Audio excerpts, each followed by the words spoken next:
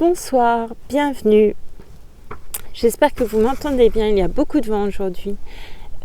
J'espère aussi que vous allez bien, surtout que vous allez bien. Et je vais commencer tout de suite le chapitre 13 de Lumière d'août de William Faulkner. Je vous remercie beaucoup pour votre écoute. Je vous dis à tout à l'heure. 13. Un quart d'heure après que les paysans eurent découvert l'incendie, les gens commencèrent à s'attrouper. Quelques-uns qui s'en allaient aussi en charrette passer le samedi à la ville, s'arrêtèrent également. Quelques-uns vinrent à pied des environs immédiats. C'était une région de cases de nègres, de champs défoncés et stériles où, en temps ordinaire, toute une escouade de détectives n'aurait pu dénicher 10 personnes, hommes, femmes ou enfants. Et voici qu'en une demi-heure, cette région avait produit comme né de l'air des groupes allant de l'individu isolé à la famille entière. Et il en arrivait encore de la ville, dans des autos rapides et bêlantes. Le shérif du comté était du nombre. C'était un gros homme cossu avec une tête dure et rusée et un air bonasse. Il écarta ceux qui se bousculaient pour regarder le cadavre étendu sur le drap. Tous montraient cet étonnement figé et enfantin qui s'empare des adultes quand ils contemplent leur propre et inévitable portrait. Parmi eux se trouvaient quelques Yankees. Les Blancs misérables et même les Méridionaux qui avaient vécu quelque temps dans le Nord et qui exprimaient tout haut l'opinion que c'était certainement un crime de nègre, commis non par un nègre, mais par le nègre. Et ils savaient. Ils croyaient et espéraient qu'elle avait également été violée, au moins une fois avant d'avoir la gorge tranchée et au moins une fois après. Le shérif s'approcha, jeta lui-même un coup d'œil. Après quoi, il fit enlever le cadavre, soustraire la pauvre chose au regard. Alors, il n'y eut plus rien à voir que l'endroit où le corps avait reposé et l'incendie. Et on ne tarda pas à oublier l'emplacement exact où le drap était étendu, quelle terre il avait recouvert, et il n'y eut plus alors que l'incendie à regarder. Ils regardèrent donc le feu, avec cette même passivité étonnée et stupide qu'ils avaient apportée des vieilles cavernes fétides où l'entendement a pris naissance. Comme si, de même que la mort, ils voyaient un incendie pour la première fois. Bientôt, la pompe à incendie arriva, fringante, dans un grand bruit de sirènes et de cloches. Elle était neuve, peinte en rouge, avec des liserés dorés et une sirène à main et une cloche couleur d'or au timbre clair, arrogant et fier. Des hommes et des jeunes gens, nu-tête, s'y cramponnaient avec ce mépris étonnant des lois de la physique qui caractérisent les mouches. La pompe possédait des échelles automatiques qui, au contact de la main, pouvaient se dresser à des hauteurs vertigineuses, comme des chapeaux claques. Mais ce jour-là, on n'avait rien contre quoi les dresser.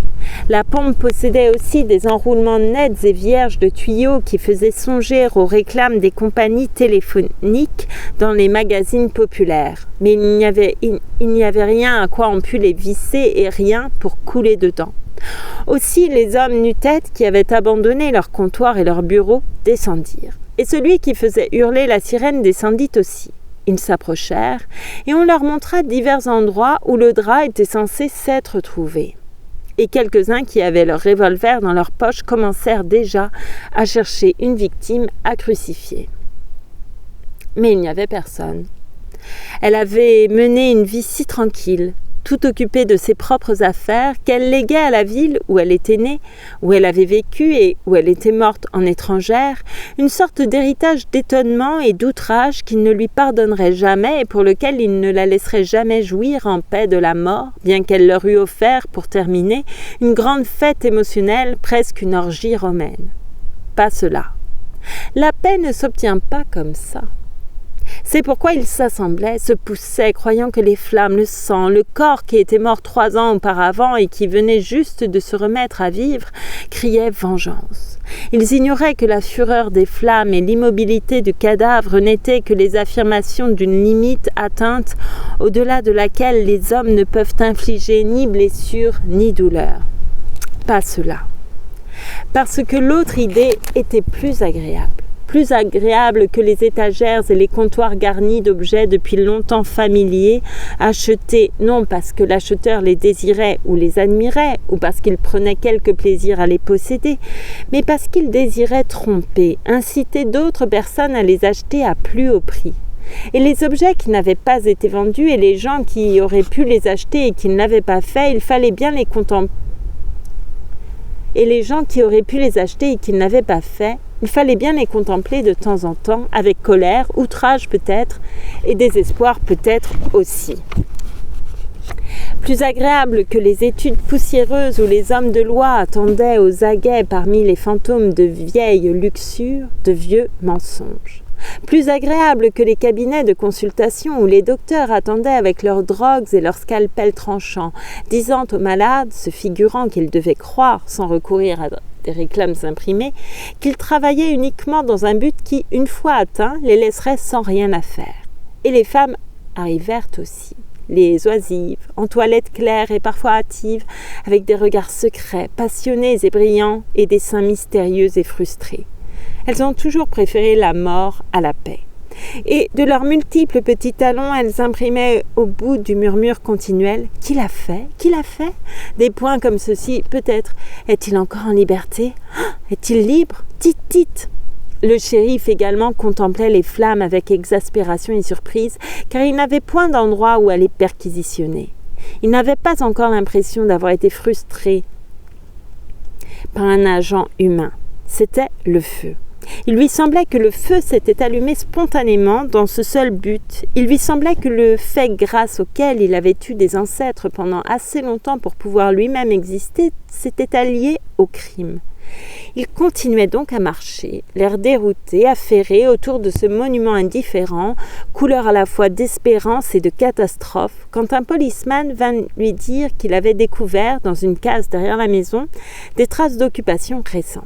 Et tout de suite, le paysan qui avait découvert l'incendie, il n'était pas encore allé en ville, sa carriole n'avait pas avancé d'un pouce depuis qu'il en était descendu, 2 heures auparavant, et il s'agitait maintenant, le visage empreint d'une expression abrutie, épuisée, affairée, la voix enrouée au point de n'être plus qu'un murmure.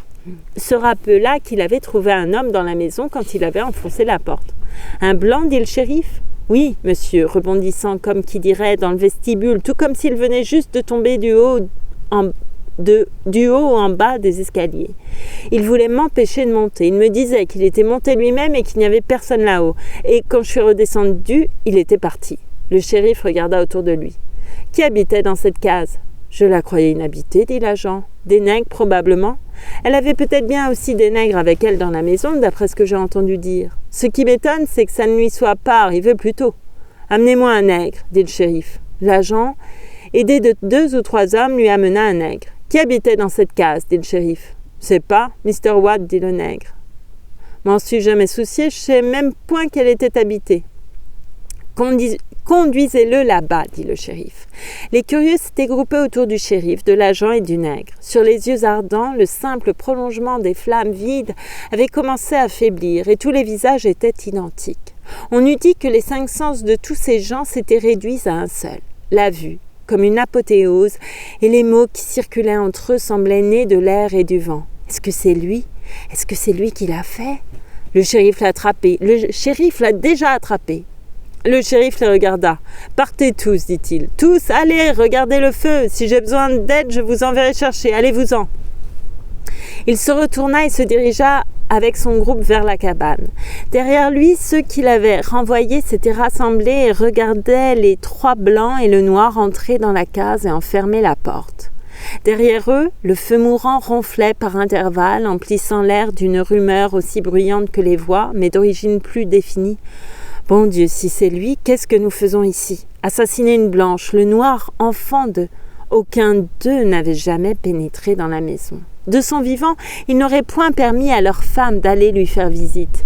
Quand ils étaient plus jeunes, tout enfants, et les pères de quelques-uns d'entre eux l'avaient fait aussi, ils l'apostrophaient dans les rues, l'appelaient « Négrophile, négrophile !» Dans la case, le shérif se laissa lourdement tomber sur un des lits. Il soupira. Semblable à un baril, il avait l'inertie pétrifiée et totale des barils. Maintenant, je veux savoir qui habite dans cette case, dit-il. Je vous ai dit que je ne sais pas, dit le nègre.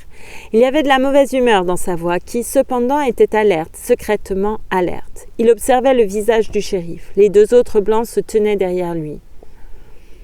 Il ne pouvait les voir, il ne se retourna pas, même le temps d'un coup d'œil. Il observait le visage du shérif, comme on observe un miroir. Et comme dans un miroir, il vit peut-être la chose avant qu'elle n'arrivât. Peut-être ne la vit-il pas, car s'il y eut un changement, un éclair sur le visage du shérif, ce ne fut vraiment qu'un éclair. Mais le nègre ne regarda pas derrière lui. Quand la courroie s'abattit sur son dos, un frisson seulement lui parcourut la face. Un tressaillement brusque, aigu, rapide, qui contracta les commissures des lèvres et découvrit momentanément les dents comme dans un sourire. Puis son visage se détendit, indéchiffrable. « J'ai peur que tu n'aies pas essayé assez fort de te rappeler, dit le shérif. « Je peux pas me rappeler parce que je sais pas, dit le nègre. J'habite même pas près d'ici. Vous devriez bien savoir où j'habite, homme blanc. Mr. Bufford dit que tu habites sur cette route, là, juste en bas, dit le shérif. Il y a bien des gens qui habitent sur cette route. Mr. Bufford devrait savoir où j'habite. Il ment, dit l'agent. Il s'appelait Bufford. C'était lui qui maniait la ceinture en la tenant par l'extrémité opposée à la boucle. Il la tenait toute prête, les yeux sur le visage du shérif. Il ressemblait à un épagnol qui attend qu'on lui dise de se jeter à l'eau. Peut-être bien que oui, peut-être bien que non, dit le shérif. Il regarda le nègre en réfléchissant. Il ne bougeait pas. Énorme, inerte, il écrasait les ressorts du lit. Je crois qu'il n'a pas encore compris que je n'ai pas envie de rire. Sans parler de ces gens-là qui n'ont même pas une prison pour le mettre au cas où il arriverait quelque chose qui ne lui ferait point trop plaisir. Ça ne gênerait personne de le mettre en prison s'il y en avait une. Peut-être y eut-il encore un signe, un signal dans ses yeux. Peut-être le nègre le vit-il. La courroie retomba, la boucle cingla le dos du nègre. « Te rappelles-tu maintenant ?» dit le shérif. « C'est 2 blancs, dit le nègre. Sa voix était froide, sans humeur, sans rien. « Je sais pas qui ils sont, ni ce qu'ils font, c'est pas mon affaire. Je les ai jamais vus. J'ai seulement entendu dire qu'il y avait 2 blancs qui habitaient ici. Ça ne m'intéressait pas de savoir qui c'était, c'est tout ce que je sais. Vous pouvez me saigner à coups de ceinture, c'est tout ce que je sais. » Le shérif soupira de nouveau. « Ça suffit, dit-il. C'est la vérité, je suppose. » « C'est un nommé Christmas qui travaillait à la Syrie avec un autre type appelé Brown, dit le 3e homme. Vous n'auriez eu qu'à demander à Jefferson à n'importe qui de ces gens dont la laine sent ce qu'il faut, ils auraient pu vous en dire autant. »« Je crois que c'est vrai, ça aussi, dit le shérif. » Il rentra en ville. Quand la foule se fut aperçue que le shérif s'en allait, ce fut un exode général. On eût dit qu'il n'y avait plus rien à regarder. Le cadavre était parti, et maintenant le shérif s'en allait aussi. C'était comme s'il emportait avec lui quelque part dans cette masse de chair inerte et geignante le secret lui-même. Cette chose qui les émouvait, qui les remuait, comme une promesse de quelque chose qui dépasserait la malpropreté de leurs panses bien remplies et la monotonie des jours. Il n'y avait donc plus rien à voir maintenant, sauf le feu. Et il y avait 3 heures qu'ils le regardaient. Ils y étaient habitués. Ils s'y étaient accoutumés. L'incendie était devenu un élément permanent de leur vie aussi bien que de leurs aventures, cependant qu'ils se tenaient sous la colonne de fumée immobile, plus haute et aussi inexpugnable qu'un de ces monuments vers lesquels on peut toujours revenir quand bon vous semble. Aussi, quand la caravane arriva en ville, elle présentait un peu la pompe arrogante d'un cortège derrière un catafalque. L'auto du shérif roulait en tête, les autres voitures suivaient, cornant et ronflant, mêlant leur poussière à celle du shérif. À un coin de rue, le cortège fut immobilisé un instant par une charrette qui s'était arrêtée pour laisser descendre quelqu'un. Par la portière, le shérif aperçut une jeune femme qui descendait de la charrette, lentement, avec précaution, avec la gaucherie prudente d'une grossesse avancée. Puis la charrette se rangea de côté. La caravane passa, traversa la place où déjà le caissier de la banque avait retiré du coffre l'enveloppe que la défunte lui avait confiée et qui portait cette suscription à ouvrir après ma mort, Joanna Burden. Le shérif entra dans son bureau. Le caissier l'y attendait déjà avec l'enveloppe et son contenu. C'était une simple feuille de papier avec ces mots écrits de la même main que la phrase sur l'enveloppe « Prévenir E.E. Peebles, attorney, Beale Street, Memphis, Tennessee, et Nathaniel Burrington, Saint-Exeter, NH, c'était tout. « Ce Peebles est un homme d'affaires noir, dit le caissier. « Vraiment ?» dit le shérif. « Oui, qu'est-ce que vous voulez que je fasse ?»« M'est avis qu'il faut faire ce que dit le papier, dit le shérif. m'est avis qu'il vaudrait mieux que ce soit moi qui le fasse. Il envoya 2 télégrammes. Il reçut la réponse de Memphis au bout d'une demi-heure. L'autre arriva 2 heures après. 10 minutes plus tard, le bruit courait dans la ville que le neveu de Miss Burden offrait une prime de $1000 à celui qui trouverait le meurtrier. À 9 heures du soir, un homme se présenta. C'était celui que le paysan avait trouvé dans la maison en feu quand il avait enfoncé la porte d'entrée. On ne savait pas encore que c'était lui. Il ne le leur dit pas. On ne savait qu'une chose, c'est qu'un homme qui habitait la ville depuis peu et qu'on savait être un bootlegger nommé Brown, et du reste un assez mauvais bootlegger, était arrivé sur la place dans un état de grande agitation. Il cherchait le shérif.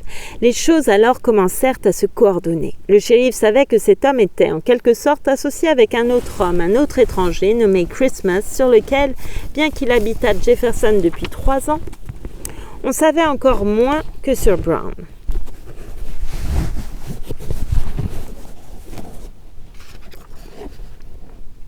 C'est alors seulement que le shérif apprit que Christmas habitait depuis 3 ans la case derrière la maison de Miss Burden. Brown voulait parler. Il insistait bruyamment pour parler. On pouvait voir tout de suite qu'il convoitait simplement la prime de $1000. « Voulez-vous témoigner contre l'accusé ?» lui demanda le shérif. « Je ne veux témoigner contre personne, » dit Brown, d'un ton brusque et rauque, le visage un peu affolé. « Je sais qui a fait le coup et quand j'aurai touché la prime, je parlerai. » « Mettez la main sur le gars et vous recevrez la prime, » dit le shérif. Et pour plus de sécurité, il fit mettre Brown en prison. « Je ne crois pas du reste que ce soit nécessaire, » dit le shérif, « car m'est avis que tant que ces $1000 se trouveront à portée de son nez, vous ne le ferez point partir d'ici. » Après qu'on eut emmené Brown, toujours furieux, gesticulant et rauque, le shérif téléphona à la ville voisine où il y avait un couple de chiens policiers. Les chiens arrivèrent le lendemain par le train du matin. Sur le quai morne, dans l'aube triste de ce dimanche matin, 30 ou 40 hommes attendaient l'arrivée du train dont les portières éclairées passèrent et s'arrêtèrent pour un instant avec un grand bruit. C'était un train rapide qui ne s'arrêtait pas toujours à Jefferson. Il s'arrêta juste le temps de laisser descendre les 2 chiens. Un millier de tonnes coûteuses de métal curieusement compliqué qui arriva, étincelant et grinçant, et qui, dans un silence presque choquant, empli d'un misérable bruit d'êtres humains, vomit 2 fantômes dégingandés et apeurés dont les têtes pacifiques aux oreilles tombantes contemplaient, avec une servilité triste, de pâles faces d'hommes qui, depuis 2 nuits, n'avaient guère dormi et qui les entouraient de quelque chose de terrible, d'intense et d'impuissant.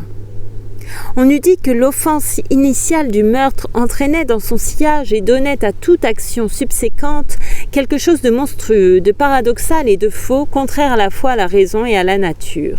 Le soleil se levait juste comme la force publique arrivait à la case, derrière les restes calcinés et déjà froids de la maison.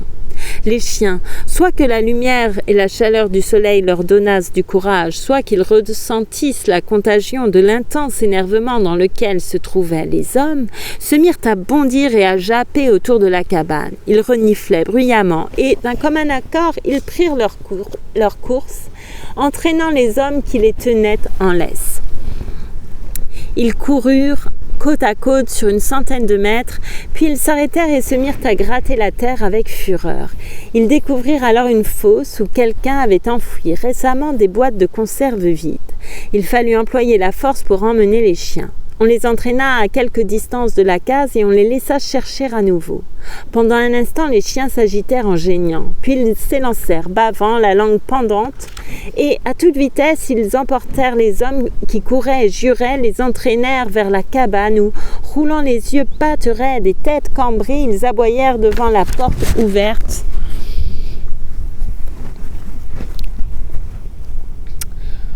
Ils aboyèrent devant la porte ouverte avec l'énergie déchaînée de 2 barytons d'opéra italien. Les hommes ramenèrent les chiens en ville en auto et leur donnèrent à manger. Ils traversaient la place tandis que, lentes, paisibles, les cloches des églises sonnaient et que, dans les rues, les gens, très dignes, marchaient gravement sous leurs ombrelles, portant des bibles et des livres de piété. Ce soir-là, un jeune paysan et son père vinrent voir le shérif. Le jeune homme raconta que, rentrant tard en auto dans la nuit de vendredi, il avait été arrêté à 1 ou 2 milles de l'endroit où le crime avait été commis, par un homme armé d'un pistolet. Le jeune homme pensa être dévalisé ou tué peut-être. Il raconta qu'il avait eu l'idée de tromper l'homme en l'amenant dans la cour de sa propre maison où, après avoir arrêté son auto, il aurait sauté en appelant au secours. Mais l'homme s'était méfié de quelque chose et l'avait obligé à arrêter la voiture pour le laisser descendre. Le père tâcha de savoir combien il pouvait espérer toucher sur les $1000. « Attrapez-le d'abord, nous verrons ensuite, dit le shérif. Alors, on réveilla les chiens et on les fit monter dans une autre voiture et le jeune homme leur montra l'endroit où l'homme était descendu. On laissa chercher les chiens qui aussitôt s'élancèrent dans les bois où, avec leur flair infaillible sans doute pour le métal sous toutes ses formes, ils ne tardèrent pas à trouver le vieux pistolet avec ses 2 barilets chargés. « C'est un de ces vieux pistolets à amorce du temps de la guerre civile, dit l'assistant du shérif. Un des coups a été tiré, mais le projectile n'est pas parti. Qu'est-ce que vous croyez qu'il pouvait bien faire de ça ?»« Lâchez les chiens, dit le shérif. Ces laisses les gênent peut-être. » C'est ce qu'on fit.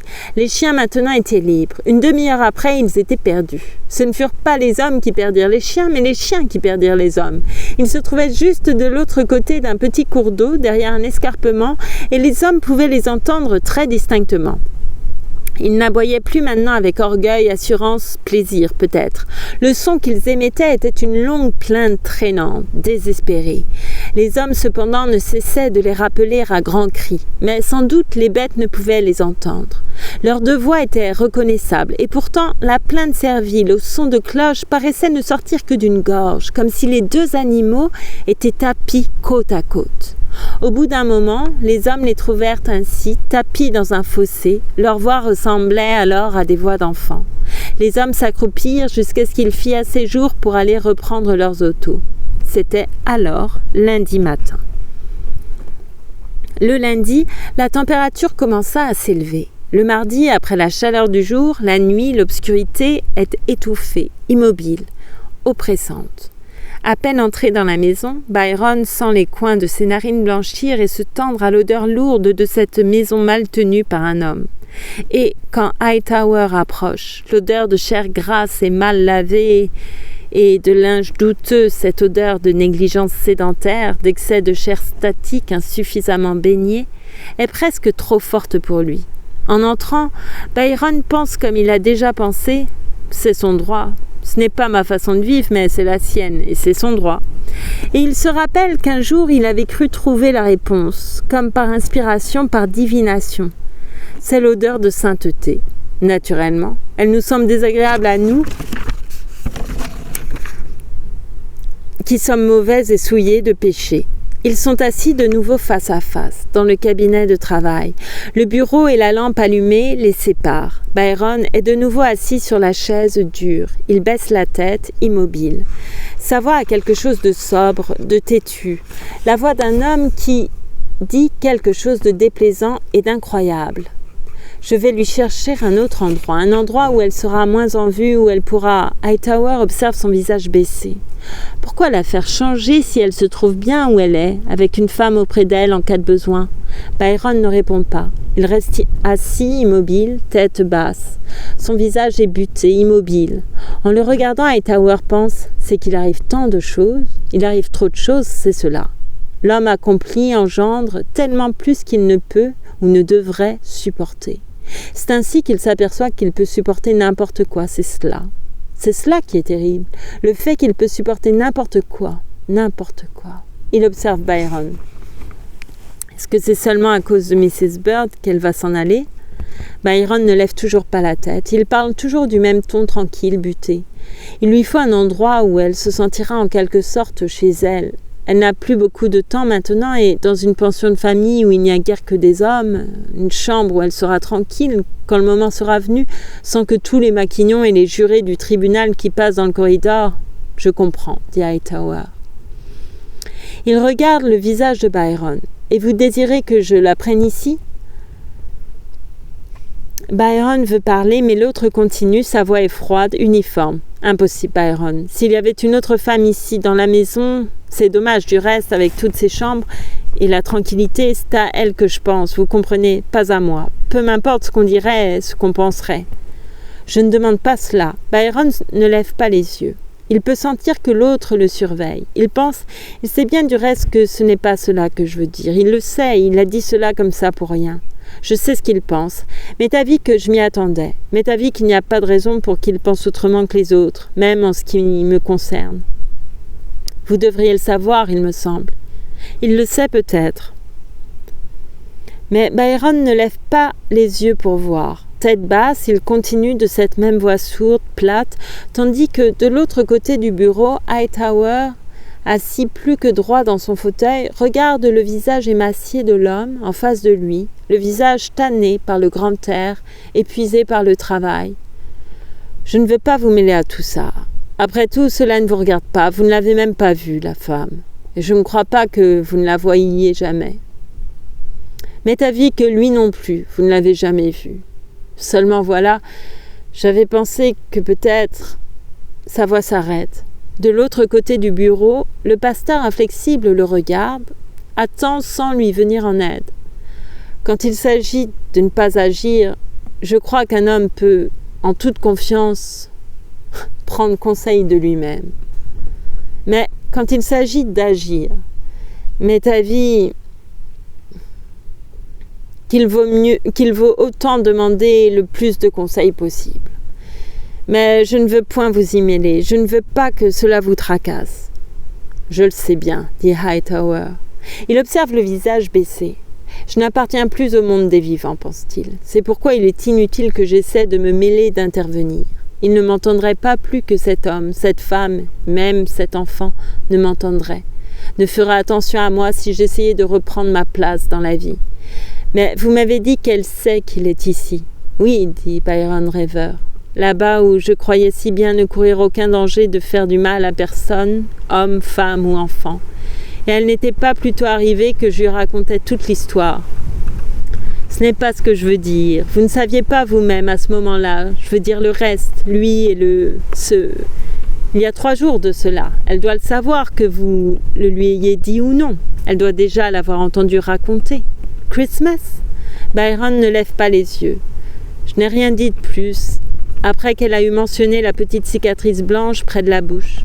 Pendant que je la ramenais en ville, j'avais tout le temps peur qu'elle ne m'interrogeât. Je m'efforçais de trouver quelque chose à lui raconter pour l'empêcher de m'en demander davantage. Je ne cessais de croire que je l'empêchais de découvrir que non seulement il s'était enfui, la laissant dans l'embarras, mais qu'il avait changé de nom pour éviter qu'elle ne le retrouvât, et elle savait déjà que l'ayant trouvé, ce qu'elle avait trouvé, c'était un bootlegger. Elle savait déjà que c'était un vaurien. Il ajouta dans une sorte de rêverie étonnée, « Je n'ai même jamais eu besoin de le lui cacher, de mentir pour adoucir les choses. On aurait dit qu'elle savait d'avance ce que j'allais lui dire, le mensonge que j'allais lui faire. Comme si elle y avait déjà pensé à elle-même et ne me croyait pas d'avance avant même que j'aie parlé, et c'était très bien ainsi. Mais la partie d'elle-même qui savait la vérité, cette partie-là, de toute façon, je n'aurais jamais pu la tromper. Il cherche, tâtonne.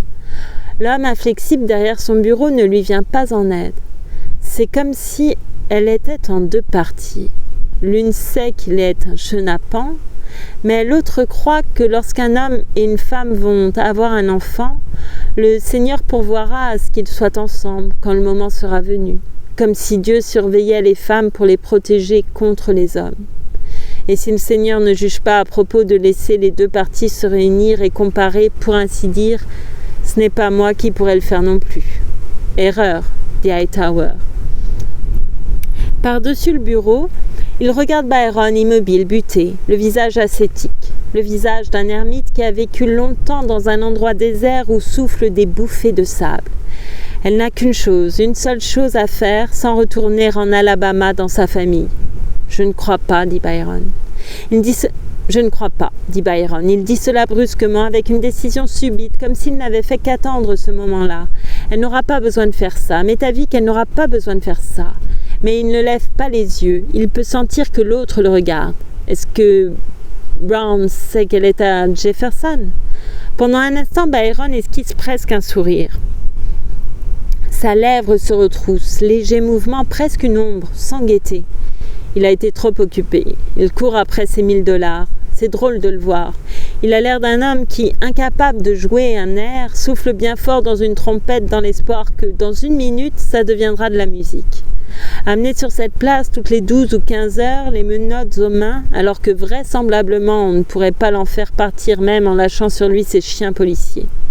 Il a passé la nuit de samedi en prison et il ne cessait de répéter qu'on voulait l'empêcher de toucher les $1000 en essayant de prouver qu'il avait aidé Christmas à commettre le meurtre. Si bien que Buck Conner a fini par aller le trouver dans sa cellule pour lui dire qu'on allait le bâillonner s'il ne se taisait pas, s'il continuait à empêcher les autres prisonniers de dormir. Alors il n'a plus bronché et dimanche, ils sont sortis avec les chiens et il a fait un tel tapage qu'on a dû le faire sortir aussi et l'emmener. Mais les chiens ne voulaient rien faire et lui hurlaient et juraient contre les chiens. Il voulait les battre parce qu'il ne trouvait pas la piste et il répétait toujours que c'était lui qui avait découvert Christmas le premier et qu'il ne voulait qu'une chose, la justice. Et finalement, le shérif l'a pris à part et lui a parlé. On ne sait pas ce que le shérif lui a dit. Il l'a peut-être menacé de le fourrer de nouveau en prison et de ne pas l'emmener avec eux la prochaine fois. Toujours est-il qu'il s'est calmé et ils ont continué. Ils ne sont rentrés en ville que lundi soir. Il était très calme alors. Il était peut-être fatigué. Il y avait longtemps qu'il n'avait pas dormi et il paraît qu'il essayait de courir avec les chiens au point que le shérif a dû le menacer de lui faire remettre les menottes par un de ses agents afin de le retenir et de permettre au chien de sentir autre chose que lui. Le samedi soir, quand on l'avait enfermé, il avait déjà besoin d'un coup de rasoir. Il en avait encore bien plus besoin alors. M'est avis qu'il devait avoir beaucoup plus l'air d'un assassin que Christmas lui-même. Et il sacrait contre Christmas maintenant, comme si Christmas se cachait par pure méchanceté pour le narguer et l'empêcher de recevoir la prime de $1000. Et ils l'ont ramené à la prison et ils l'y ont enfermé pour toute la nuit. Et ce matin, ils l'en ont fait sortir et ils sont partis avec les chiens sur une nouvelle piste. À ce qu'il paraît, on pouvait l'entendre crier et parler bien longtemps après qu'ils furent sortis de la ville. Et vous dites qu'elle ne sait pas cela. Vous dites que vous le lui avez caché. Vous préférez qu'elle le croie un gredin plutôt qu'un imbécile, n'est-ce pas ? Le visage de Byron a repris sa tranquillité. Il ne sourit plus. Il est empreint d'une expression très sobre. Je ne sais pas. C'était dimanche dernier, le soir que je suis venue vous parler, sitôt mon retour. Je pensais qu'elle serait couchée et endormie, mais elle était encore debout dans le salon. Et elle a dit « Qu'est-ce que c'est ? Qu'est-ce qui s'est passé ?» Et je ne la regardais pas et je sentais qu'elle me regardait. Je lui ai dit que c'était un nègre qui avait assassiné une blanche. Cette fois, je n'ai pas menti. M'est avis que j'étais bien heureux de n'avoir pas à mentir cette fois. Parce que sans même réfléchir, j'ai ajouté « et qui a mis le feu à la maison ». Et c'était déjà trop tard. Je lui avais montré la fumée et je lui avais parlé des 2 gars qui habitaient là-bas, Christmas et Brown. Et je sentais qu'elle me regardait tout comme vous me regardez maintenant. Et elle m'a dit « Comment s'appelle le nègre ?» On dirait que Dieu veille à ce qu'elles trouvent ce dont elles ont besoin dans les mensonges des hommes, sans même avoir à questionner, et qu'elles ne trouvent jamais ce dont elles n'ont que faire, sans même s'apercevoir qu'elles ne l'ont pas trouvé. Aussi, je ne sais pas trop ce qu'elle sait et ce qu'elle ignore. Je sais seulement que je lui ai caché que cet homme qu'elle cherche, qui a dénoncé l'assassin et qu'il est en prison maintenant quand il n'est pas dehors à chasser avec des chiens, l'homme qui l'avait recueilli et en avait fait son ami. Cela, je ne lui ai pas dit. Et qu'allez-vous faire maintenant ? Où veut-elle aller ? Elle veut aller l'attendre là-bas. Je lui ai dit qu'il était parti pour affaire avec le shérif. Comme ça, je n'ai pas tout à fait menti. Elle m'avait déjà demandé où il habitait et je le lui avais déjà dit. Et elle m'a dit que c'était là qu'elle devait aller l'attendre puisque c'était sa maison. Elle a dit que c'est ce que lui-même voudrait qu'elle fît.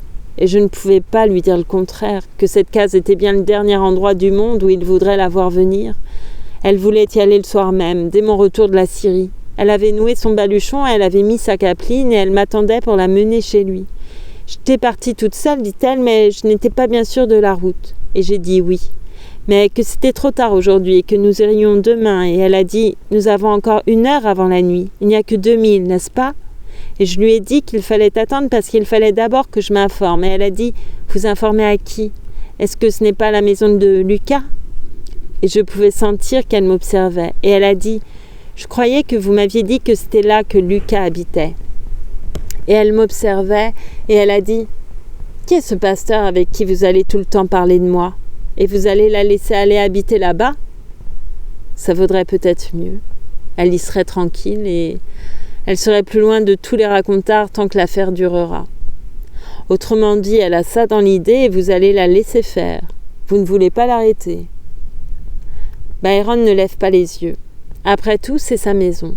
Il n'aura jamais d'autre foyer que celui-là, m'est avis. Et il est son...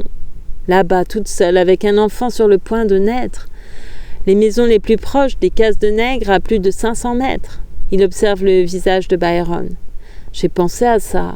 Il y a des moyens, des choses qu'on peut faire. Quelles choses? Que pouvez-vous faire pour la protéger? Byron ne répond pas tout de suite. Il ne lève pas les yeux. Quand il parle, c'est d'une voix hargneuse. Il y a des choses qu'un homme peut faire en cachette sans que ça soit mal, mon révérend. Peu importe ce que les gens peuvent en penser. Je ne crois pas que vous puissiez jamais rien faire de bien mal, Byron, quoi qu'en puissent penser les gens. Mais avez-vous la prétention de me dire exactement quelle est la proportion du mal dans l'apparence du mal, juste où le mal s'arrête entre l'action et l'apparence? Non, dit Byron.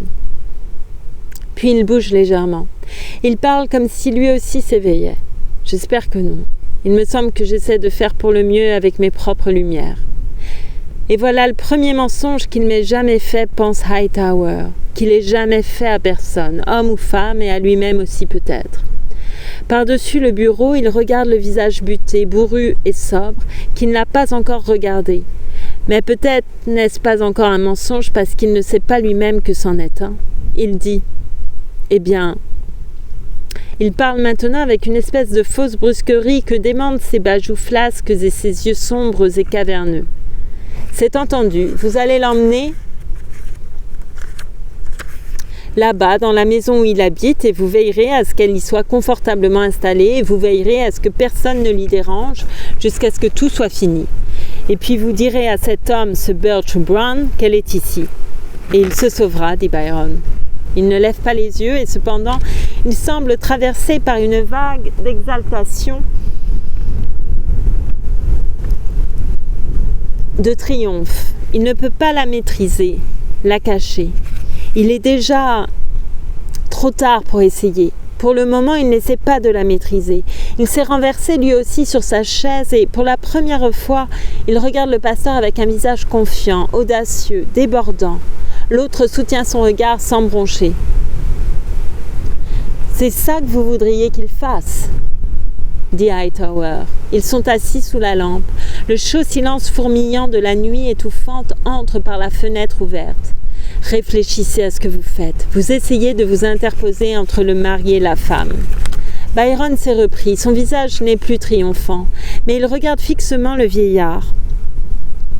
Il a peut-être aussi essayé de contrôler sa voix, mais il n'a pas encore réussi. Ils ne sont pas encore mari et femme, dit-il. Est-ce qu'elle croit cela? Pensez-vous qu'elle dirait cela? Il se regarde.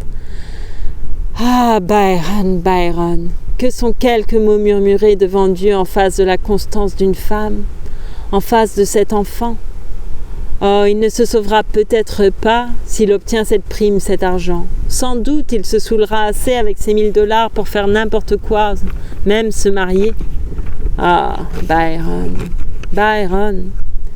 Alors, qu'est-ce que vous croyez que je devrais faire? Qu'est-ce que vous me conseillez? Partir, quitter Jefferson. Il se regarde. Non, dit Hightower, vous n'avez pas besoin que je vous vienne en aide. Vous êtes déjà aidé par quelqu'un de bien plus fort que moi. Byron reste un moment sans parler. Il se regarde fixement. Aidé par qui? Par le diable, dit Hightower. Et le diable s'occupe de lui également, pense Hightower. Il est à mi-chemin de chez lui. Il porte à son bras son petit panier rempli de provisions. De lui aussi, pense-t-il tout en marchant. Il fait chaud. Il est en bras de chemise, ses jambes sont fines dans un pantalon noir. Ses épaules et ses bras sont maigres, décharnés et son ventre énorme ballotte dans sa monstrueuse obésité. Sa chemise est blanche mais défraîchie. Le col est sale, de même que la cravate en linon blanc négligemment nouée, et il y a bien 2 ou 3 jours qu'il ne s'est pas rasé. Son panama est sale et par-dessous, on aperçoit les bords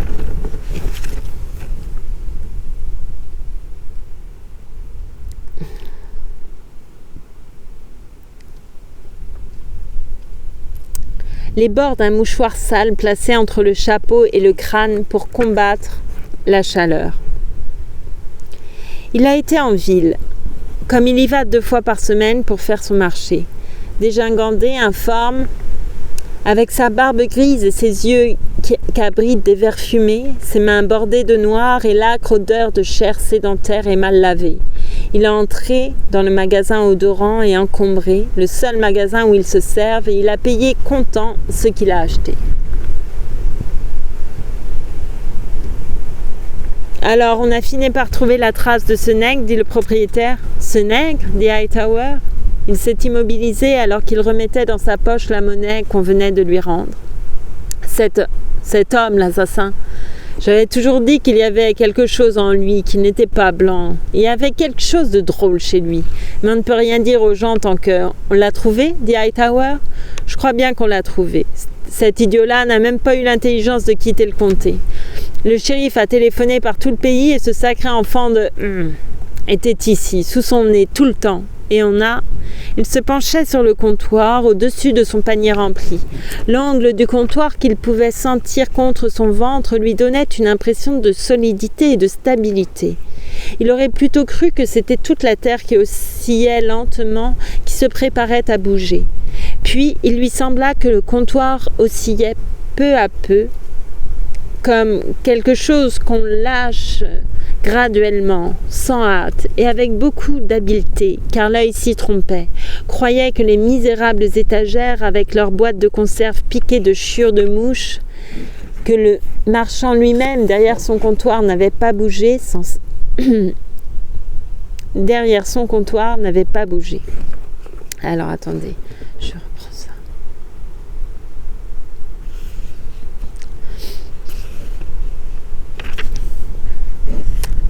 Sensation outrageuse, déroutante, et il pensait « Non, j'ai acheté l'immunité, j'ai payé. On ne l'a pas encore attrapé, dit le propriétaire, mais ça ne va pas tarder. Le shérif a emmené les chiens au temple ce matin avant l'aube. Ils n'ont pas plus de 6 heures de retard sur lui, quand on pense que ce bougre d'idiot n'a pas eu l'intelligence. À défaut d'autres preuves, ça suffira à prouver que c'est un nègre. Et le propriétaire ajoute « Ce sera tout pour aujourd'hui ?»« Quoi ?» dit Hightower. « Quoi ? C'est tout ce que vous désirez ?»« Oui, c'était... » Il se mit alors à fouiller dans sa poche tandis que le propriétaire l'observait. Sa main ressortit, tâtonnante. Elle s'abattit sur le comptoir, éparpilla les pièces. Le propriétaire en arrêta 3 qui étaient sur le point de rouler du comptoir. « Pourquoi cet argent ?» dit le propriétaire. La main de Hightower tâtait le panier pour... « Vous avez déjà payé ?» Le propriétaire l'observait curieusement. « C'est votre monnaie, je viens juste de vous la rendre. »« La monnaie de votre dollar ?»« Oh !» dit Hightower. « Oui, je voulais seulement... » Le marchand ramassait les pièces, il les rendit. Quand la main de son client toucha la sienne, il la sentit froide comme glace. « C'est cette chaleur, » dit le propriétaire. « Ça vous épuise un homme. Voulez-vous vous reposer un peu ici avant de rentrer chez vous ?» Mais apparemment Hightower ne l'entendait pas. Il se dirigeait déjà vers la porte sous les yeux du propriétaire. Il passa la porte et sortit dans la rue, son panier au bras. Il marchait, raide, avec précaution, comme quelqu'un qui marche sur la glace. Il faisait très chaud. La chaleur montait de l'asphalte, enveloppait les édifices familiers de la place d'une sorte de halo, quelque chose comme un clair-obscur vivant, palpitant. Quelqu'un lui parla au passage. Il ne le remarqua même pas. Il allait, pensant... Et lui aussi. Il marchait vite maintenant et il arriva suffocant au coin de la petite rue morte et vide où se trouvait sa maisonnette morte et vide. C'est la chaleur, lui répétait la surface de son cerveau. Et cependant, même dans la rue tranquille où on ne s'arrêtait plus guère pour regarder, pour se rappeler l'enseigne en vue de sa maison, de son sanctuaire, il entend, venant des profondeurs de son cerveau, ces mots trompeurs, calmants. Non, j'ai acheté l'immunité. On dirait maintenant des mots prononcés à voix haute, des mots réitérés, patients, justificatifs. J'ai payé pour ça, je n'ai pas lésiné sur le prix. Personne ne pourrait me reprocher cela. Tout ce que je voulais, c'était la paix. Je leur ai payé leur prix sans lésiner. La rue tremble, semble flotter. Il est en sueur, mais maintenant même la chaleur de midi lui donne une impression de fraîcheur. Puis la sueur, la chaleur, le mirage, tout se précipite, se fond en une finalité qui détruit toute logique, toute justification, qui annihile tout comme l'aurait fait le feu. Je ne veux pas.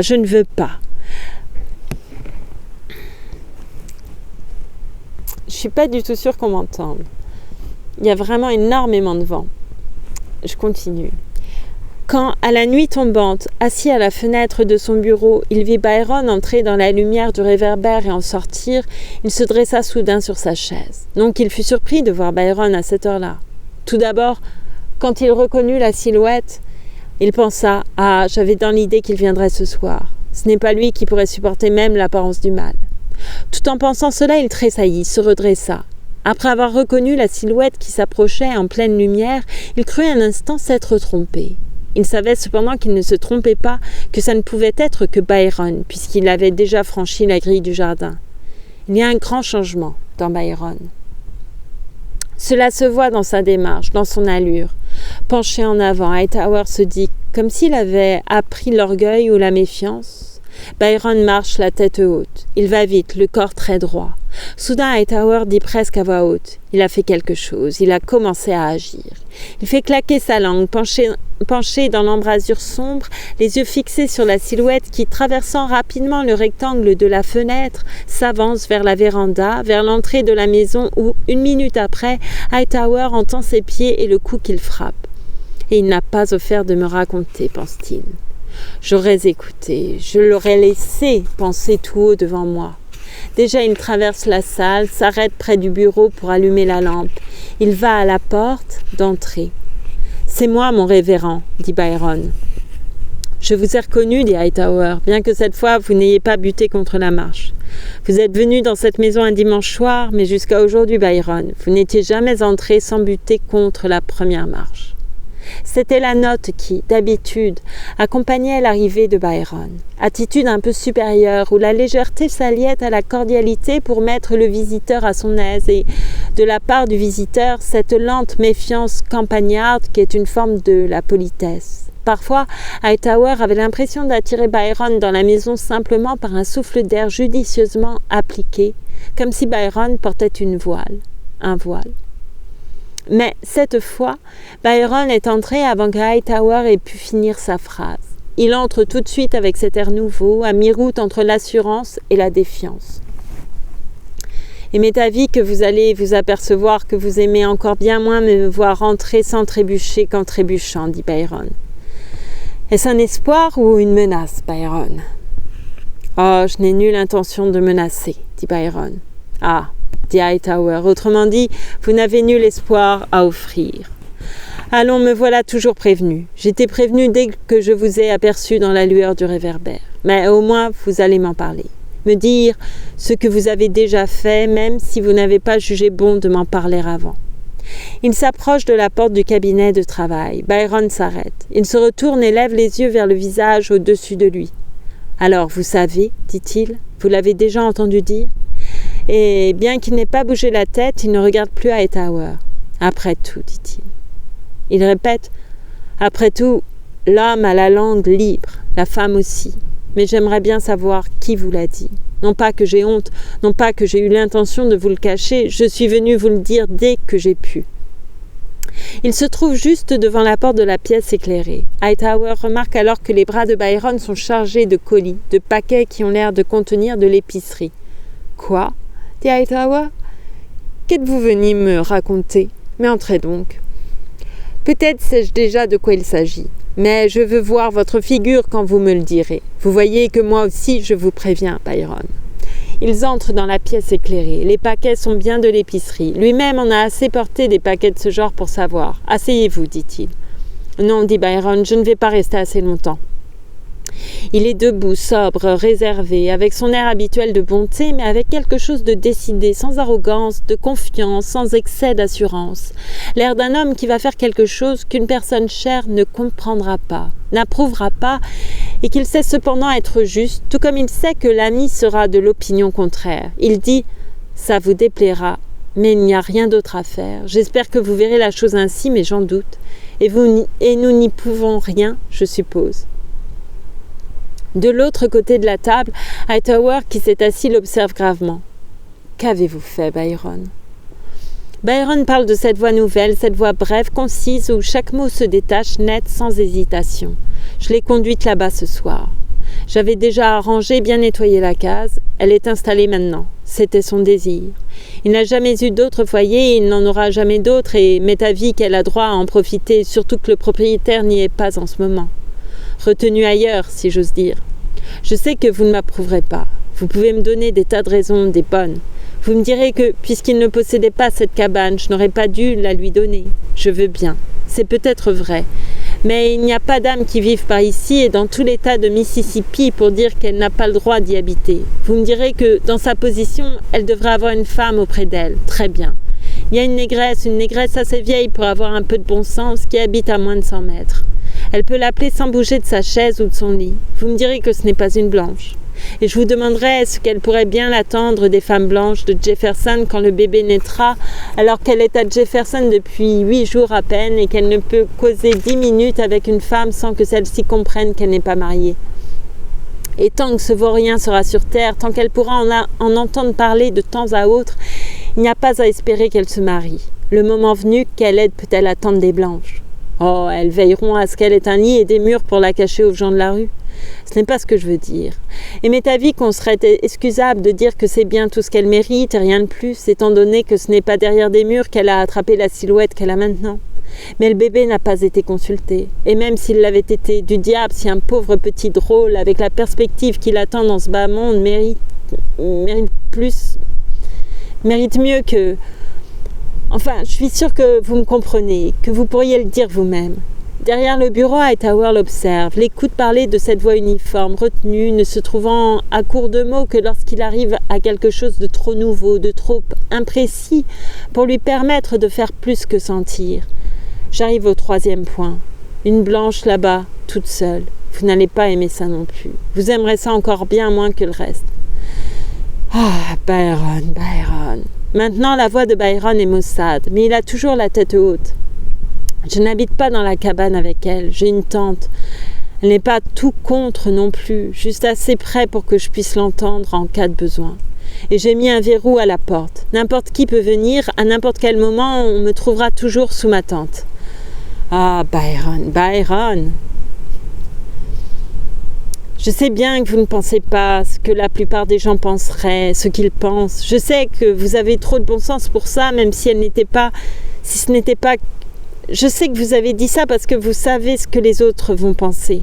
Hightower a repris son attitude d'idole orientale entre ses bras parallèlement allongés sur les appuis-coudes du fauteuil.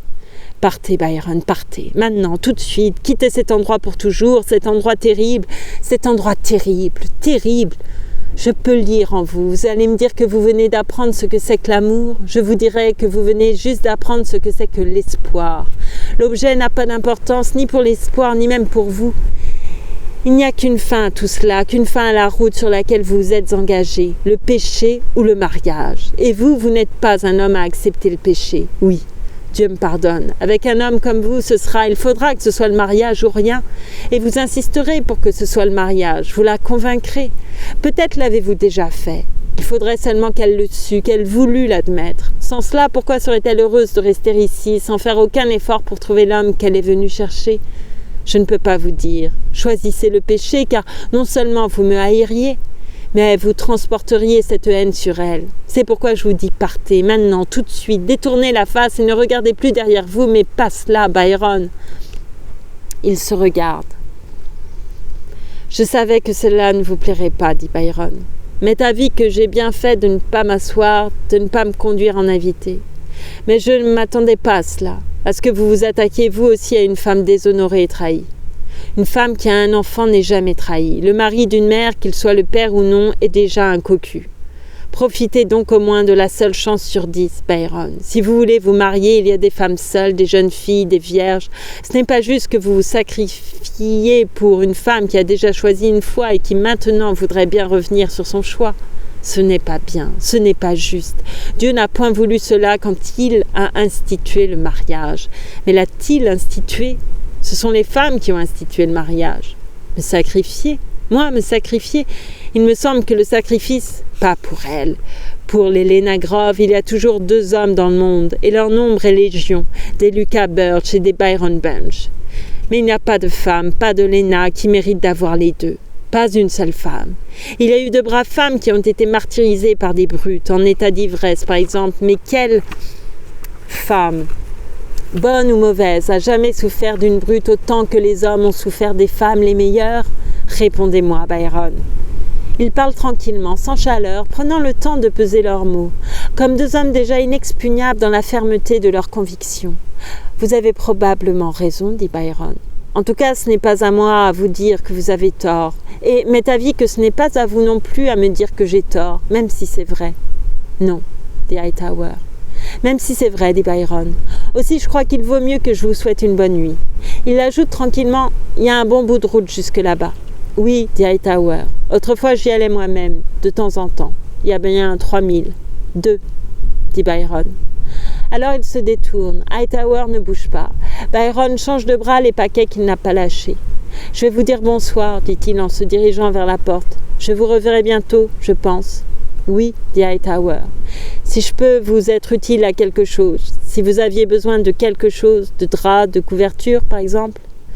Je vous suis bien obligé. Je crois qu'elle en a beaucoup, il y en avait déjà là-bas. Je vous suis bien obligé. Et faites-moi savoir, voulez-vous, s'il arrive quelque chose, si l'enfant... Vous êtes-vous déjà entendu avec un docteur? Je m'occuperai de cela aussi. Mais en avez-vous déjà vu un? En avez-vous retenu un? J'ai l'intention de voir à tout cela et je vous tiendrai au courant. Et il s'en va. Par la fenêtre, Hightower le regarde passer, remonter la rue pour sortir de la ville et parcourir ses 2000 avec son épicerie enveloppée dans du papier. Il disparut, marchant raide et d'un bon pas, un pas qu'un vieillard déjà gros et court de souffle, un vieillard qui a déjà passé trop de temps assis, n'aurait jamais pu suivre. Et Hightower reste là, penché à la fenêtre, dans la chaleur douce, oublieux de l'odeur dans laquelle il vit, cette odeur des gens qui ne vivent plus dans ce monde, cette odeur de dessiccation obèse, de linge sale, comme un signe précurseur de la tombe. Il écoute ces pas qu'il croit encore entendre longtemps après qu'il sait que ce n'est plus possible qu'il les entende. Il pense « Dieu le bénisse ». Dieu le bénisse, pensant être jeune et être jeune. Il n'y a rien de tel en ce monde. Il pense tranquillement, je n'aurais pas dû perdre l'habitude de prier. Puis il cesse d'entendre les pas.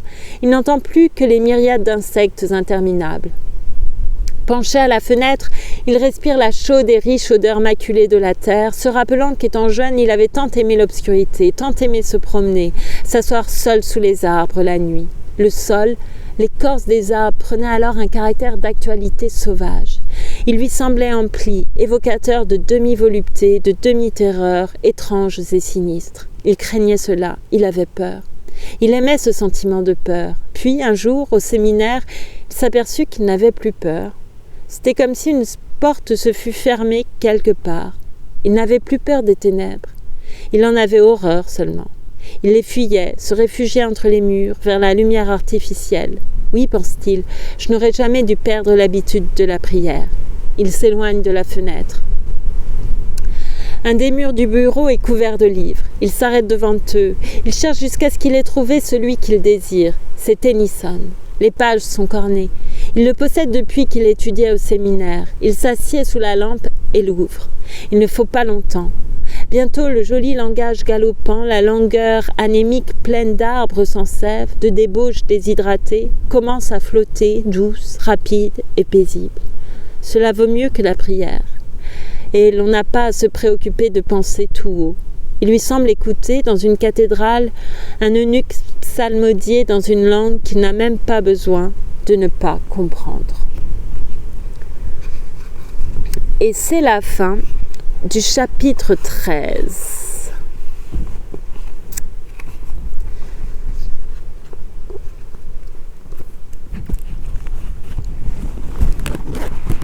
Pardon, je fais des bêtises avec le micro. Mais quel vent, c'est incroyable. Il cesse d'un coup et il reprend si fort. J'avais envie de lire 2 autres extraits.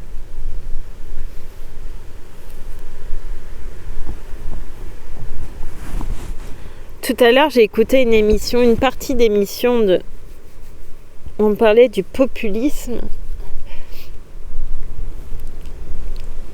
Et je dirais déjà que j'aime pas les mots en isme, qu'il faut s'en méfier du totalitarisme au séisme. Tous les mots en isme sont en général des annonciateurs de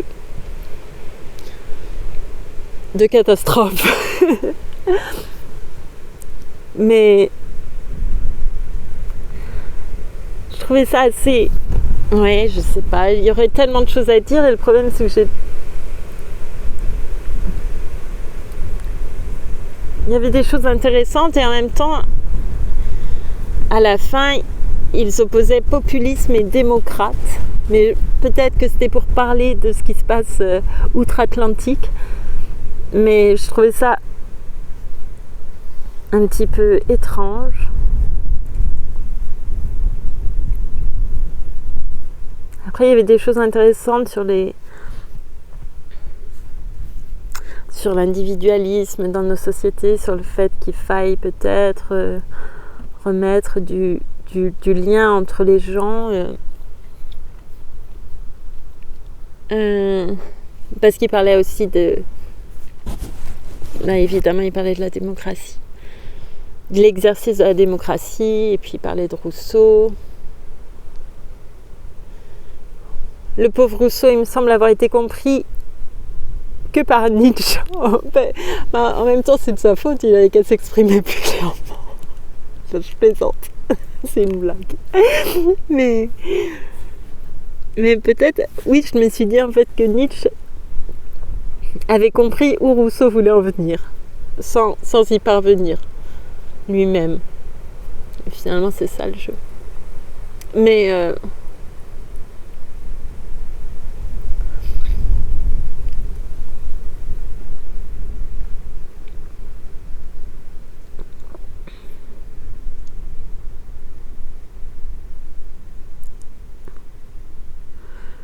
mais quoi?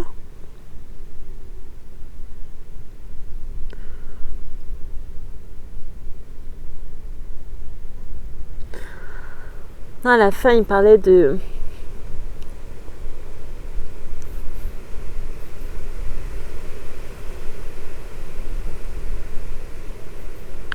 Alors, j'ai écouté ça de manière assez hachée et donc je sais pas si je peux vraiment trop commenter, mais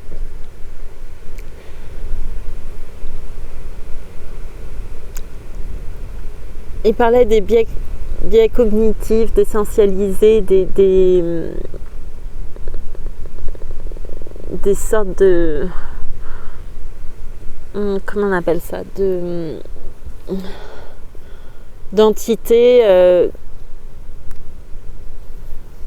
pour leur donner une intention et que de là naissait un autre isme, le complotisme. Et en fait, je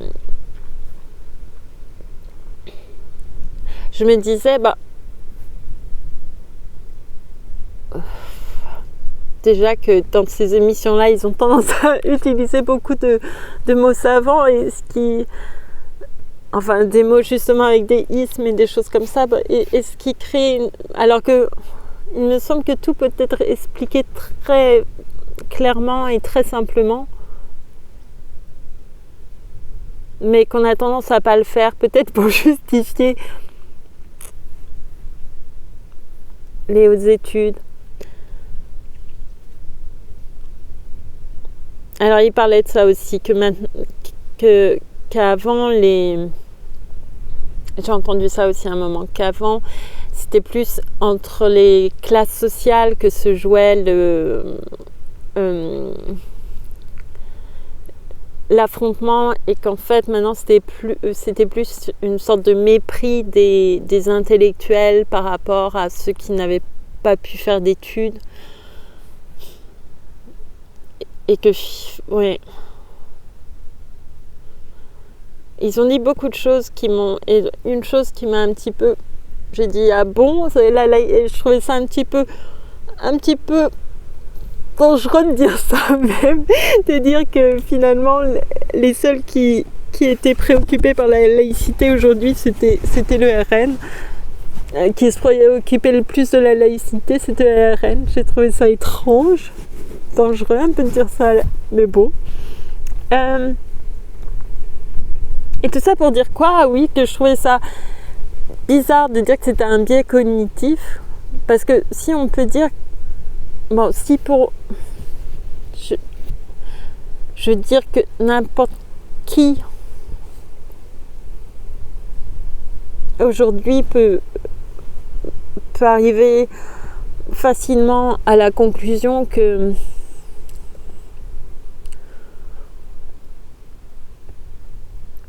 c'est bien l'économie qui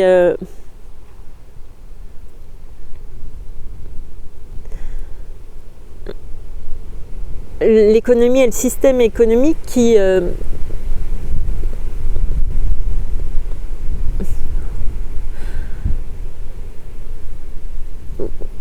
domine tout le reste en fait, et que si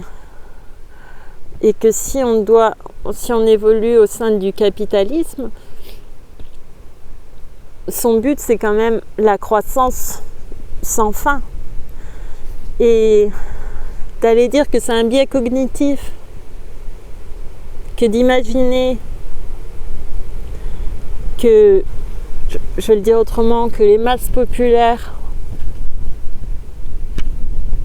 parce qu'il parlait de peuple dans un... Et je suis d'accord aussi que sur le fait que le peuple vu comme un ensemble qui serait harmonieux et qui irait dans un sens commun, c'est une réalité qui est difficile à exprimer. Et en même temps, si vous voyagez un petit peu à travers le monde, vous voyez que la plupart des gens, ce qu'ils veulent, c'est vivre leur vie en étant tranquille. La plupart des gens. Mais bon. Donc tout ça pour dire que oui, il me semble pas que ce soit que ce soit totalement fou d'aller dire, même s'il faut essentialiser pour ça des entités qui sont difficiles à caractériser, de dire que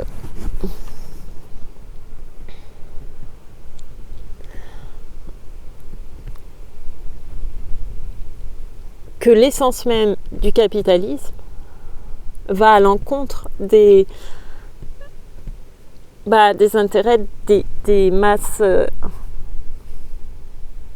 je pourrais même dire de la masse des individus en fait. Puisque maintenant on est dans ce truc-là parce qu'on crée de plus en plus de besoins qui amènent l'homme avec un grand H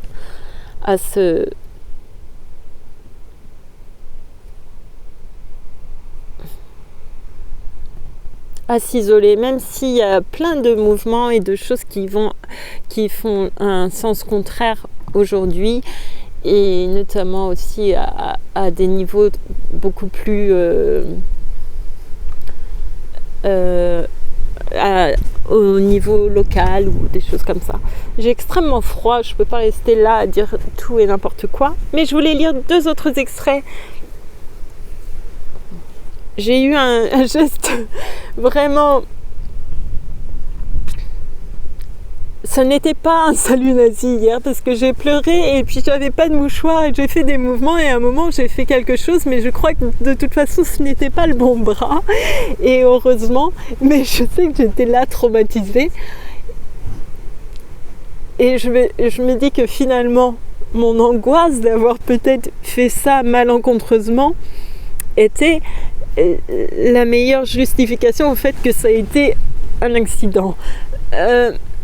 Et puis, j'étais chez moi et j'ouvre un livre au hasard et je tombe sur cette page de Milena Jesenska, Vivre, et j'avais envie de vous lire cet extrait, et je voudrais lire un autre passage après, d'un autre livre. Excusez-moi, je bâille. Dans une ville quelque peu importante, un homme peut à la rigueur se dissimuler. ou avoir l'impression qu'ils se cachent. Dans une petite ville, dans le nord, la plupart des villes le sont. Pas même une souris ne peut échapper à la surveillance générale. Tout le monde connaît tout le monde. D'ailleurs, les hommes de Henlein n'ont rien laissé au hasard. On a ordonné au personnel de se rassembler dans les usines le 1er mai, et c'est de là que des chefs du parti ont conduit les ouvriers au défilé. Quant à ceux qui ne travaillent pas dans les usines, on est venu les chercher chez eux, au magasin, à l'atelier. Et ces responsables du parti étaient pour la plupart des jeunes adolescents, des garçons de 12 à 18 ans, exactement semblables à ceux qui, le 13 mars, jour de l'Anschluss, annexion de l'Autriche à l'Allemagne nazie 1938, ont occupé les usines, les rédactions et les gares de Vienne. Des garçons de Turnhalle allemand, des garçons en chaussettes blanches, des garçons faisant le salut nazi. Ceux-ci, en groupe de 2 ou 3, ont évacué les hommes adultes des usines, leurs pères, oncles, frères, voisins, camarades, pour les mener au défilé. Ces enfants ont inscrit sur la liste noire tous ceux qui ont participé au défilé démocratique. Le 30 avril, le samedi, les responsables du SDP sont venus haranguer les ouvriers dans les usines et leur ont dit « Si tu ne viens pas avec nous demain, plus la peine de te présenter au travail lundi. » Ces gens ont des femmes qui ne sont pas toujours fermes et courageuses. Ils sont des enfants, certes, en majorité endoctrinés et fanatisés, mais des enfants qui ont faim. Ils ont derrière eux des années de chômage et succombent à une peur artificiellement entretenue, une ligne censurée de son texte, et malgré cela, beaucoup ont dit non et sont allés manifester leurs convictions démocratiques le 1er mai. Mais à ce moment-là, et c'est bien malheureux, nos soldats calmes, taciturnes, résolus, armés et coiffés de leurs casques ronds, n'étaient pas encore arrivés dans les Sudètes. Bien des gens avaient l'impression que leur cause était perdue et qu'ils ne pouvaient attendre aucune aide. Ils étaient nombreux, très nombreux, à passer à l'autre bord, à rejoindre les rangs de ceux qui crient « Sieg Heil » et tendent le bras droit. À Czeska Kamenich, un ouvrier de 48 ans, membre du Parti chrétien-social, a été soumis à un ultimatum. Soit tu adhères au SDP, soit tu ne viens plus au travail. Il n'a pas adhéré. Le 3 mai, il a été mis à la porte de son usine et le 4 mai, il s'est pendu. L'effet psychologique de ces défilés est loin d'avoir été négligeable. Le défilé démocratique avait le caractère habituel des manifestations du 1er mai. Chants, slogans, cris, drapeaux, quelque chose de très fort, de clair et de prometteur. Puis vinrent les défilés du SDP, des uniformes en majorité. En avril, le cordonnier d'une commune de 4500 habitants avait reçu une commande de 500 paires de bottes noires.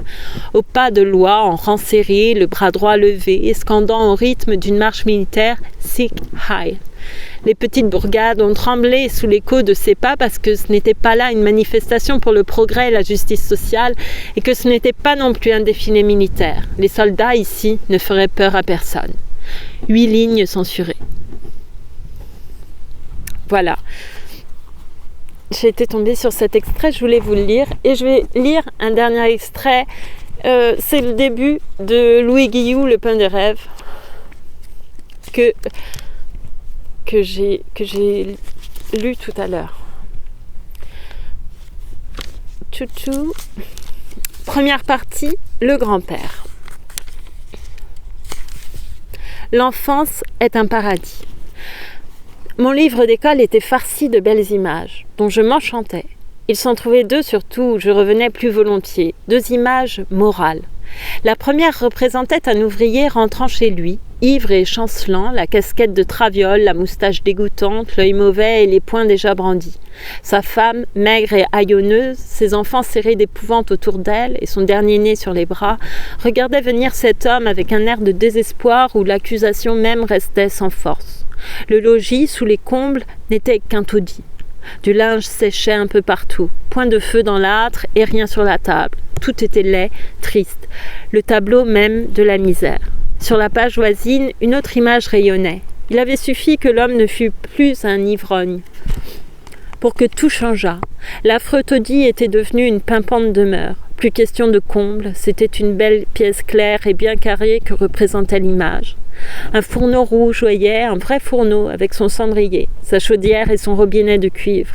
Plus de linge à sécher, tout reluisait de propreté. Le plancher était net et blanc, propre. On aurait mangé dessus. Le buffet entrouvert montrait son abondante, sa joyeuse vaisselle. Au mur, des petits tableaux, l'Angélus de Millet. Et au milieu de la pièce, sur la table de famille recouverte d'une toile cirée toute neuve, une vaste soupière fumante. Ah, que c'était donc enchanteur! Quelle paix, quelle félicité! La mère de famille portait un gai tablier bleu. Elle-même était jolie et souriante. On aurait dit une réclame. Elle ne tenait plus dans ses bras de nouveau-né, c'était sa grande fille qui se chargeait de ce soin, comme tous les jours quand elle revenait de l'école, où elle poussait, sans doute pour devenir institutrice ou postière. Et rien qu'à la voir, on comprenait qu'elle décrocherait bientôt son brevet. Les plus petits lisaient autour de la table, ou jouaient avec de charmantes poupées. Et la mère tendait les bras à son mari qui rentrait tout droit de l'usine, si net lui aussi, si propre et si heureux, pas fatigué pour un sou et parfaitement d'accord avec lui-même et l'univers tout entier. Plein de force et d'un bonheur sage et vertueux. Encore une fois, et tout cela était donc encourageant. Quoi? Les choses étaient simples, tellement, même qu'un esprit d'enfant comme le mien pouvait les comprendre. Ne suffisait-il pas d'être vertueux pour que le bonheur apparût? Et en quoi consistait la vertu sinon à ne point boire? Comme c'était facile. Encore fallait-il y penser. Un œuvre de Christophe Colomb. Notre instituteur ne manquait jamais d'insister sur cette facilité chaque fois qu'il en trouvait l'occasion. Il le faisait d'un air finaud, comme s'il eût expliqué à des niais de Sologne un truc si simple que, tout niais qu'ils fussent, on aurait pu s'attendre à ce qu'ils le découvrissent eux-mêmes. Il ajoutait que l'économie est un autre moyen d'atteindre au bonheur. Et dans son esprit, le bonheur se définissait par la soupe aux choux, la propreté, l'absence de coups. Si parlantes que fussent ces images, et malgré l'autorité du maître, des questions se posaient à moi, que je ne posais pas aux autres. J'eusse admis volontiers que l'ivrognerie était la source de la misère et l'économie son remède, s'il ne s'était trouvé que mon grand-père n'était pas du tout un ivrogne et qu'il pratiqua l'économie. Loin de s'enivrer, mon grand-père exprimait à l'égard de ceux qui s'adonnent à ce vice ignoble un dégoût même excessif. Il était sans pardon pour eux. C'était au point qu'il ne mettait jamais les pieds à l'auberge. À son repas, il se contentait d'un verre de piquette et souvent même, il y préférait de l'eau. Qu'il y eût dans cette hostilité si persévérante de sa part à ce qu'il nommait la boisson des raisons toutes personnelles qui ne tenaient qu'à son caractère, cela n'est pas douteux. Quoi qu'il en fût, je parlerai plus tard de sa pratique de l'économie. Il n'y avait point chez nous de fourneaux rougeoyants, de toiles cirées sur la table, et ma mère ne portait pas de tablier bleu. Nous n'avions rien de ce que cette image si flatteuse proposait comme la récompense assurée du travail et de la vertu. Notre logis se peignait bien mieux dans la première des deux images. La grande différence, c'est qu'il n'était point fait sous des combles, mais dans une cave, au fond d'une cour. Voilà, je vais m'arrêter là. C'était Louis Guillou, le pain des rêves. Et c'est bien parce que ça résonne aussi avec le premier... avec William Faulkner.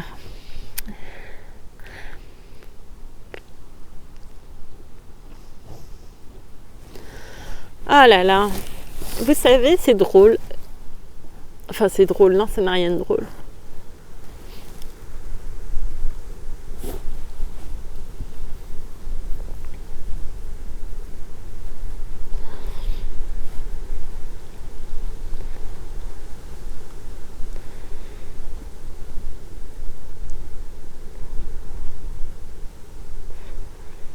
Je me disais que les religions comme les partis, mais je l'ai déjà dit dans une autre vidéo,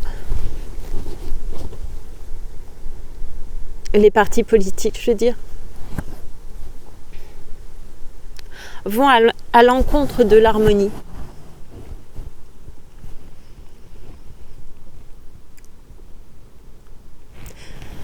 Je ne sais pas si l'harmonie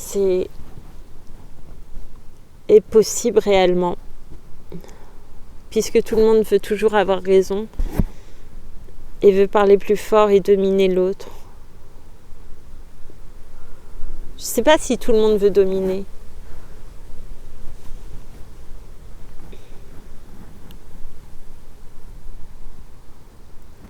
Il parlait de la démocratie Ah voilà, ils opposaient la démocratie antique du peuple par le peuple, etc. à la démocratie représentative.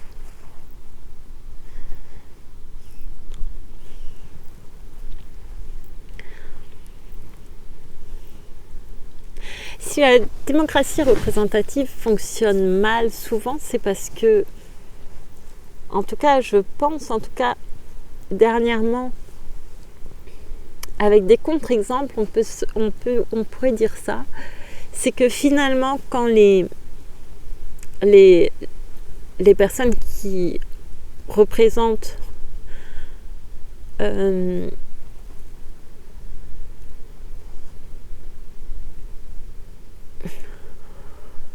décident d'agir pour le bien commun et de tenir leurs promesses en quelque sorte de campagne,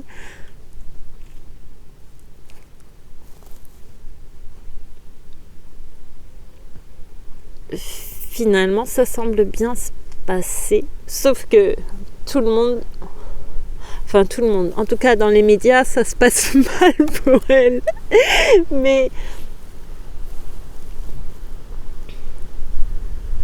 Mais comment dire, oui. Mais bon, je sais plus pourquoi je vous parlais de ça, j'ai oublié. Ah oui, c'est parce que je parlais des partis avant.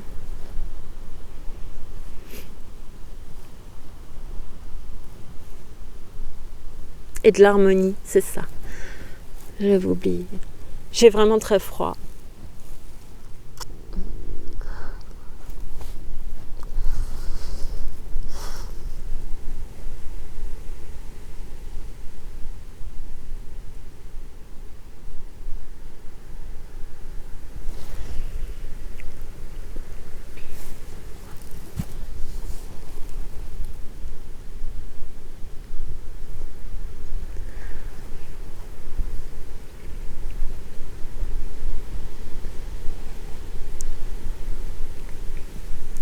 En général, quand l'oppression augmente dans des régimes, c'est qu'ils se sentent menacés.